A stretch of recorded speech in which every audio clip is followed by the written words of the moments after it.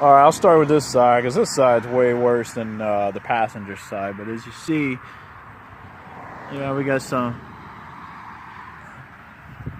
dullness going on with it. This side, like I said, not so bad, but you can see some spots. I'm gonna rub some in, and I'm gonna do the driver's side first. This side, and I'll show you what it looks like when it's done. See if it really works.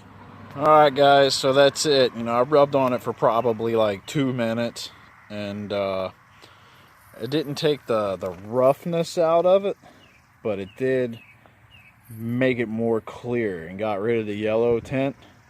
So, I mean, if you guys just want a quick thing, I don't know how long it's going to last. I have to wait and see how it looks when it heats up after having the lights on and stuff. Same thing here, a little dullness there where it needs to actually sand it out. But yeah, I mean, it worked. It's all clear now. I'll see how it works. I mean, it really wasn't that bad, but if you catch it when it starts turning yellow and really doesn't get rough, you'll get away with the WD-40.